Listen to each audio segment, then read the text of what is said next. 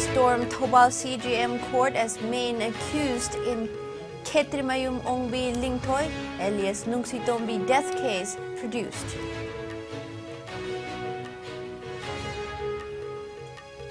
Chief Minister Nongthumon Biren and Union Minister Amit Shah discussed developmental schemes and projects in Manipur.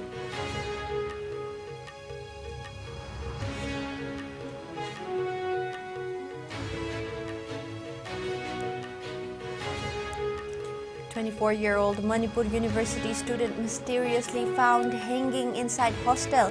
Investigations on. Bomb explodes at veranda of Zonal Education Office at Phungreitang in Ukhrul district, but it did not cause any casualty. Drug peddler arrested along with 696 grams of brown sugar near Dongjang village in Churachandpur district. Youth from Lilong Ataukong Dam Mamang arrested for possessing 396 bottles of banned cough syrup.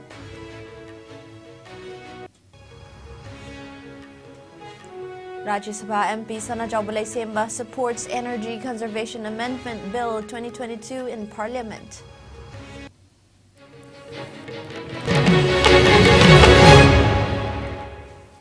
Hello and welcome. You're watching IS English News. Before we begin, IS News would like to remind our viewers to practice physical distancing, hand hygiene, wear masks, protect yourself, and get vaccinated to ward off the virus.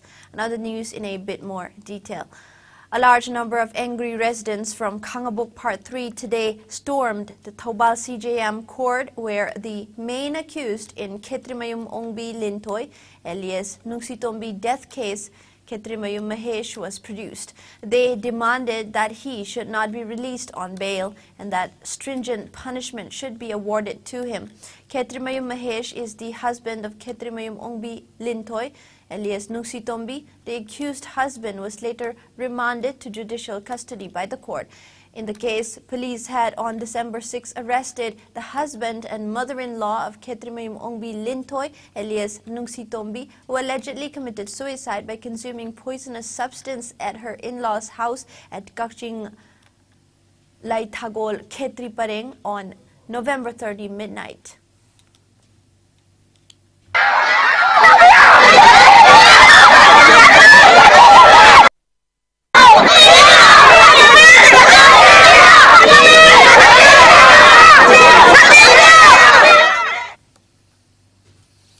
Chief Minister Nongthumon Biren today called on Union Home Minister Amit Shah at his office in New Delhi. During the meet, the Union Minister and the Chief Minister held deliberations on the implementation and progress of various developmental schemes and projects in Manipur. They also discussed the ongoing preparations for hosting G20 events in the state. It may be mentioned that External Affairs Minister Dr. S. J. Shankar had said that the G20 presidency will be celebrated at various places across the country, including Manipur. The Union Minister said the same is an opportunity for the government to familiarize India with the world. Chief Minister N. Biren also welcomed the idea of hosting G20 meetings in Manipur and said that Manipur is proud and honored to host G20 event. Chief Minister N. Biren had also attended a video conference chaired by Prime Minister Narendra Modi on preparations for India's G20 presidency on December 9. It may be mentioned that India formally assumed the G20 presidency on December 1 for 1 year. Several events will be held across the country, including the lighting of 100 monuments with the G20 logo to mark the occasion. The G20 comprises 19 countries: Argentina, Australia, Brazil, Canada, China, France, Germany, India, Indonesia, Italy, Japan, South Korea, Mexico, Russia, Saudi Arabia, South Africa, Turkey, the UK, the US, and the EU. European Union.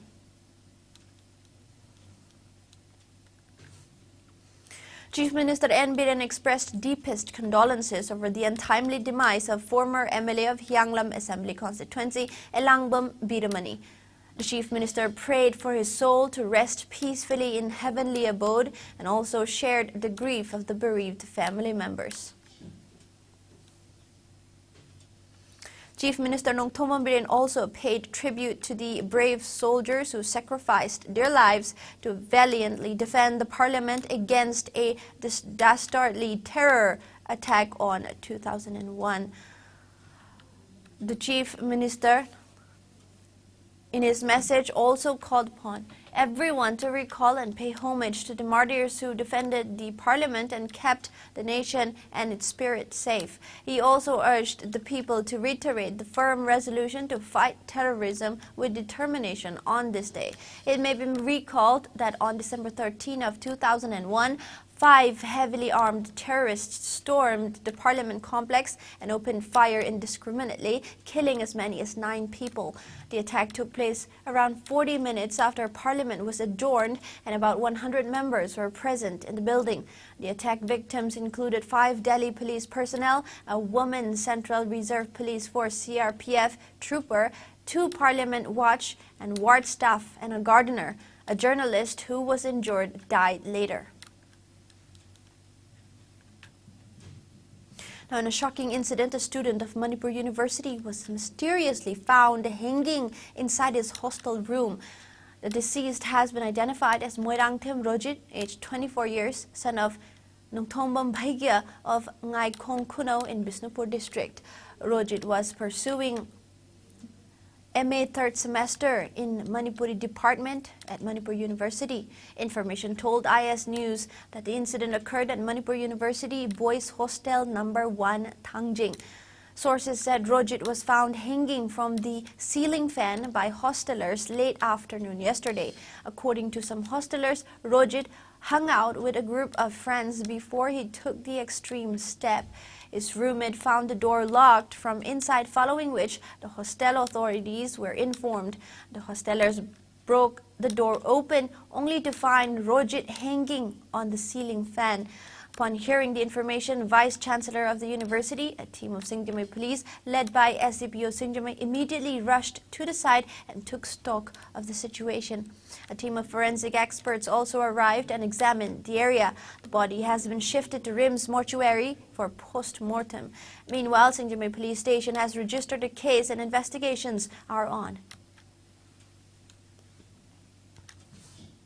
Now, a bomb explosion occurred at the veranda of Zonal Education Office located at Phungreitang under Ukhrul Police Station under Ukhrul District, but it did not cause any casualty, according to a police report. It added that the explosion occurred around 4 p.m. Details are awaited. A drug peddler was arrested along with 696 grams of brown sugar near Dongjang village in Churachandpur district yesterday.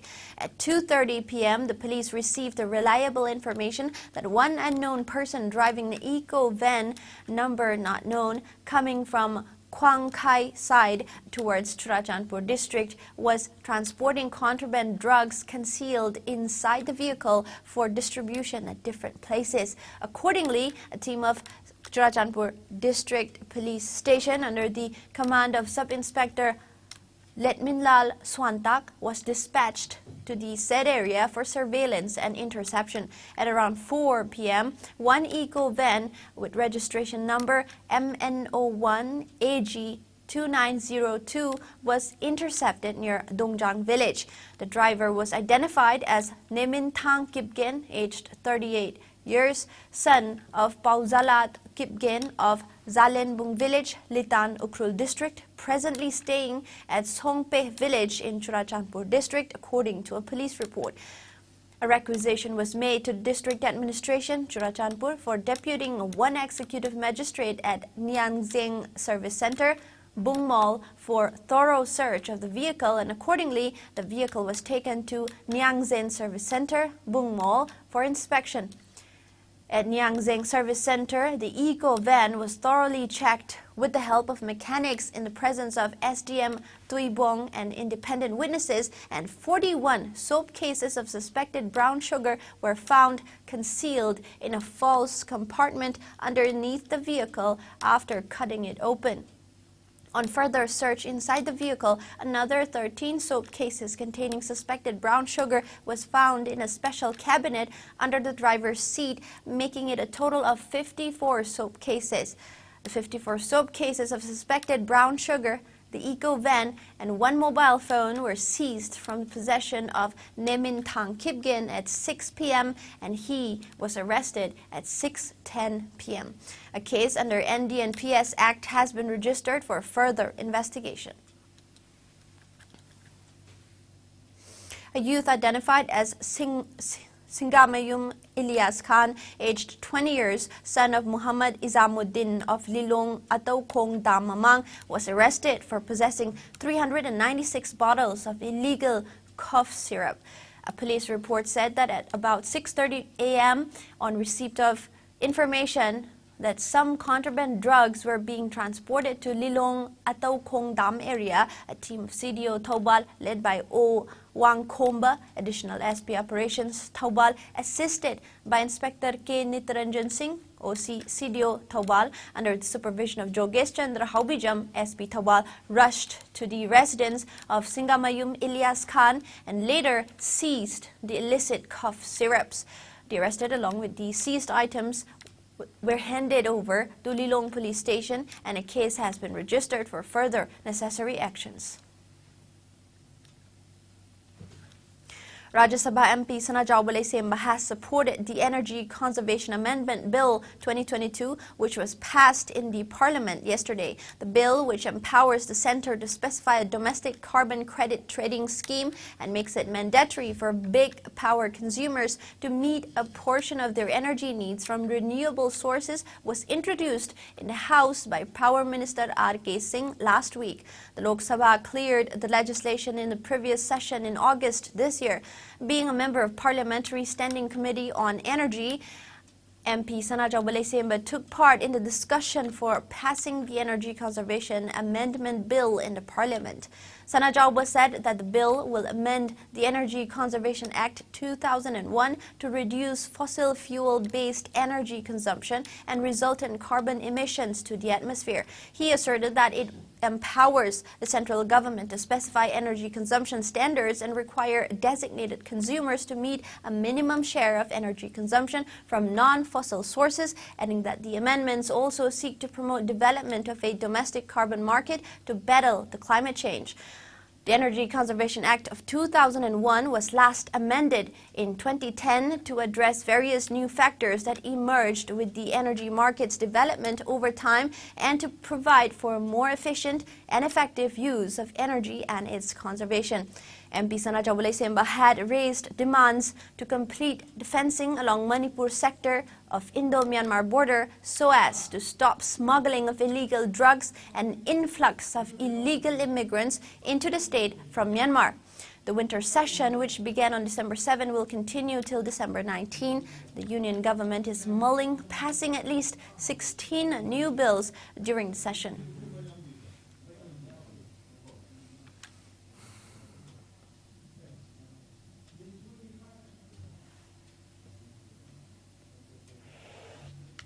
$500 gigawatts of electricity from non-fossil fuels by 2030. Point number 2, reduction of carbon emission by additional 1 billion tons and reducing carbon intensity economy less than 45%. Number 3, net zero emission by 2070. This clearly shows India's sincere determination to work for low carbon emission in combating the climate change and also endeavoring to achieve sustainable development goals. India's sincere effort of NDC, nationally determined contribution, has made changes.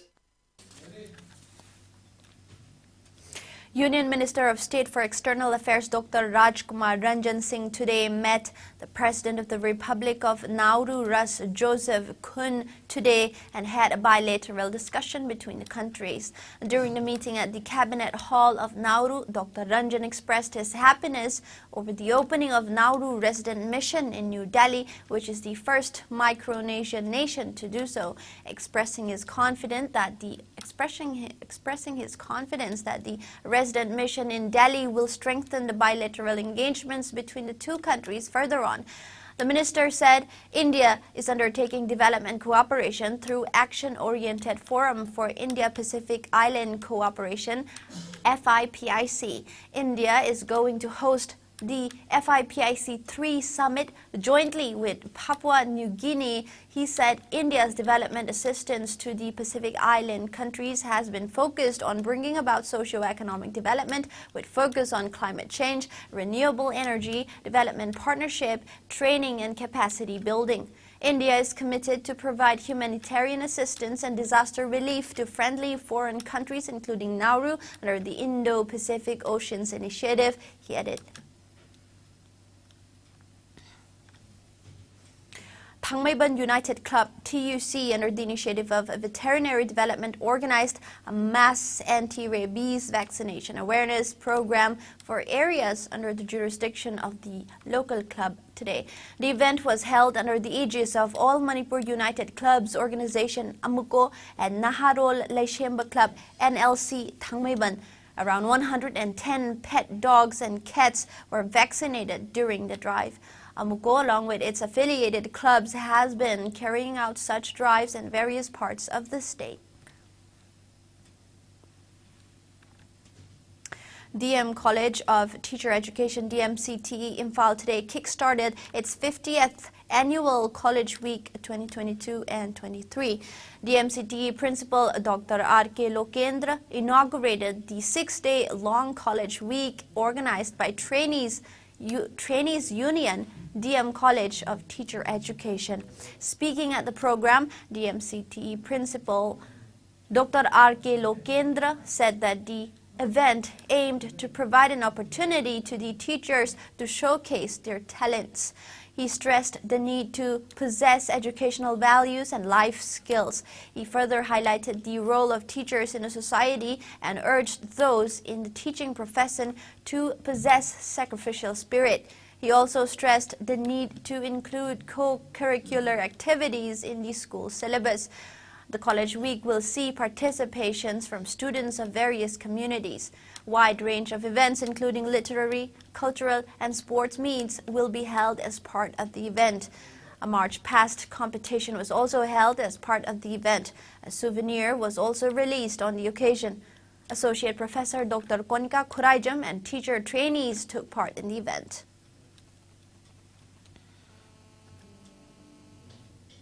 Suicide is very important. There's so many life skills you could learn from our environment. Life skills these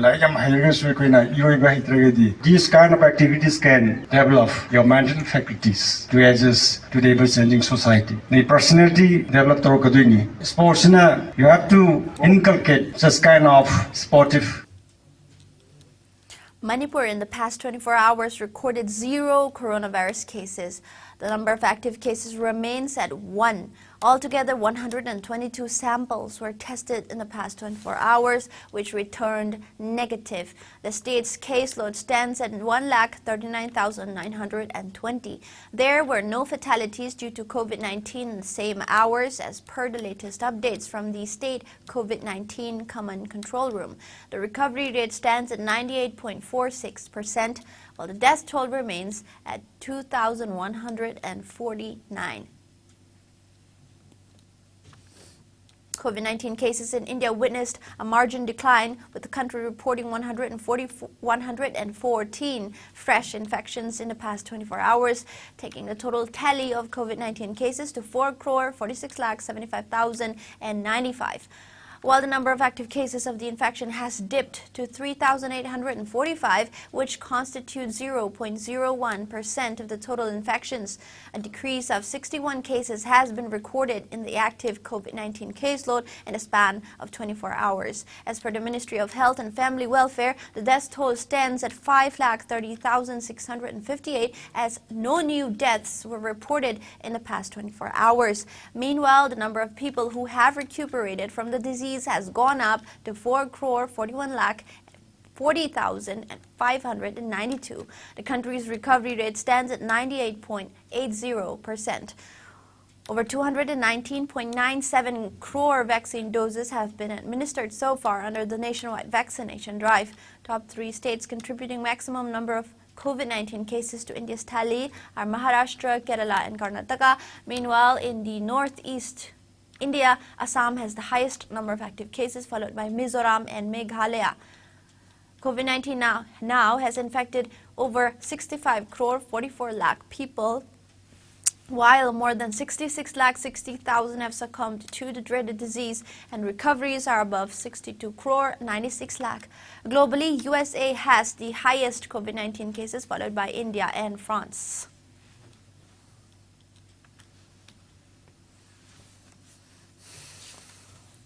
President Draupadi Murmu and Prime Minister Narendra Modi led the nation in paying tributes to the security personnel who laid down their lives fighting terrorists during the 2001 Parliament attack.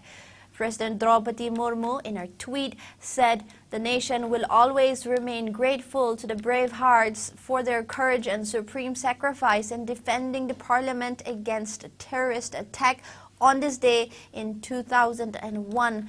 Remembering the brave hearts, Prime Minister said that the country will never forget their service, bravery and sacrifice. Vice President and Rajya Sabha Chairman Jagdeep Dhankar, Lok Sabha Speaker Om Birla, Union Law Minister Kiren Rijiju, Congress leader Rahul Gandhi, Congress Party former President Sonia Gandhi and many other participants and leaders also saluted the courage and valor of all the brave security personnel who made supreme sacrifice to protect the pride of the nation in a cowardly terrorist attack on the temple of Indian democracy.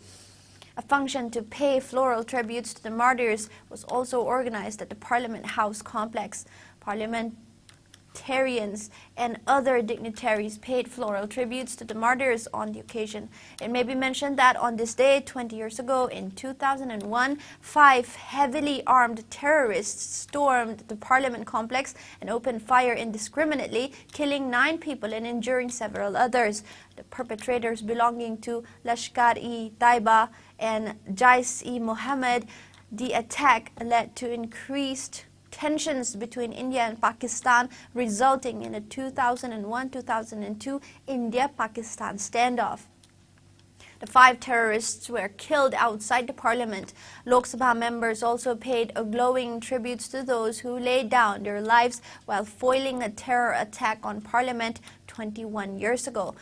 The members of the House also stood in silence for some moments in memory of the victims. And now we have some sports news. अना लाएंगी office की खबर।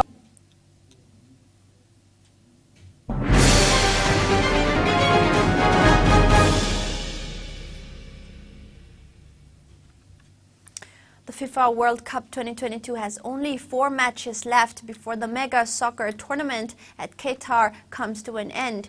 With many upsets in the World Cup, 4 teams have emerged as qualified for the semi-finals, which will decide the 2 squads for the finale. The teams that have made it to the semi-final of the FIFA World Cup 2022 in Qatar are talismanic Lionel Messi's Argentina, Luka Modric's hard-working Croatia, defending champions France, and this tournament's surprise package Morocco. Argentinians know very well that this could be Messi's last World Cup, and they'd want to win for him the only title that's eluding the title Magician's Trophy cabinet. The holders, France, were almost everyone's team to make it to the Final 4, but fans are rooting for Kylian Mbappe to bag his second World Cup at just 23 years of age. One of the most endearing photographs of Qatar has been Morocco's Hakim Ziyech's victory celebrations with his mother after Morocco beat Portugal to become the first African team ever to reach the semi-finals. Finally, the Croats. What can be said about the no-fuss football that has brought them so close to playing their second successive World Cup final, with Luka Modric all determined to take home the World Cup title for his country? Argentina and Lionel Messi will face 2018 finalists Croatia in the semi-finals at Lusail Iconic Stadium this midnight at 12:30, while France will face the surprising North Africans, earning their place when Oliver Giroud's header proved the difference at Al Bayt Stadium on December 15. Third place playoff will be played at Khalifa International Stadium, Qatar on December 17. The final will be played on December 18.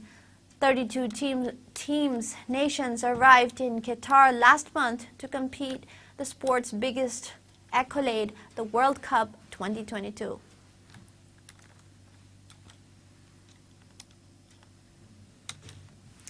Manipur's own MMA fighter Panjobam Niranjan has been selected to represent India in the upcoming Gamma World MMA Championship 2023 in February.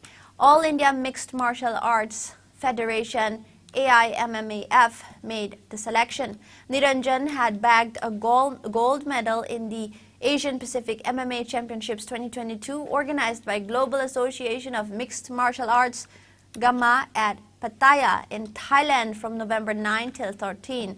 All India Mixed Martial Arts Federation has selected Niranjan in the 65.8 kg featherweight striking MMA.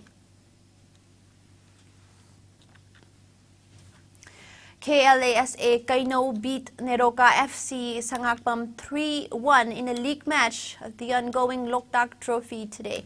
The match was played at H. Nilamani Ngakha Lampak Sports Complex. KLSA Kaino's players N. Momocha, KH Lucky and B. Nauba scored 1 goal each at 51st, 65th and 90th minute respectively. The lone goal of Neroka FC Sangakpam was scored by Jun at 63rd minute. The trophy was organized by All Moirang Football Association under the sponsorship of NHPC Limited Loktak Power Station. Altogether, 6 football teams, subdivided into 2 groups, are competing in the tournament held since December 10. MPSC Manipur Police will play against AMOFA Moirang tomorrow.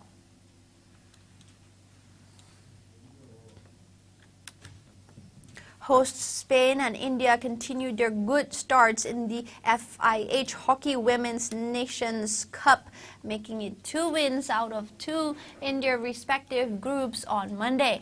Spain registered a comfortable 3-0 win over Korea, and India pulled out a close 2-1 win over Japan. With the result, Spain and India have now qualified for the semifinals as their 6 points cannot be matched or bettered by 2 other teams in their pools. India and Japan played out a tense and closely contested encounter that ended in an Indian win, which keeps them at the top of the table with 6 points, while Japan stayed in the second position with 3 points. All Manipur Polo Association will organize the state-level polo tournament this month. AMPA informed interested players to take the registration form from AMPA House at Iroy Semba within December 17. Now, before we wrap up the news, the headlines once again.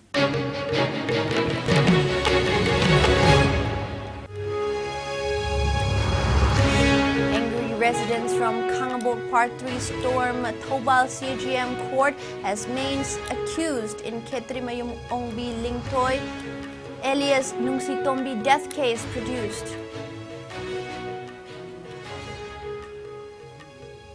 Chief Minister Nongthom Biren and Union Minister Amit Shah discussed developmental schemes and projects in Manipur.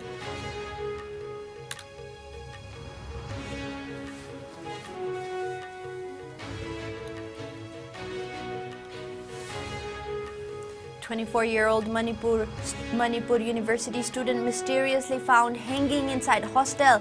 Investigation on.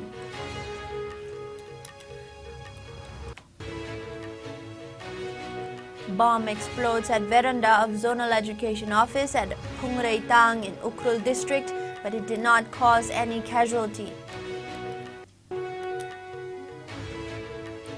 Drug peddler arrested along with 696 grams of brown sugar near Dongjang village in Churachandpur district.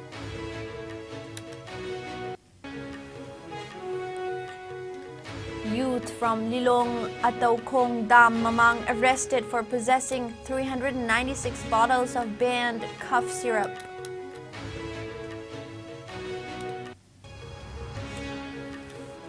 And Rajya Sabha MP Sanajao Balay-Semba supports Energy Conservation Amendment Bill 2022 in Parliament.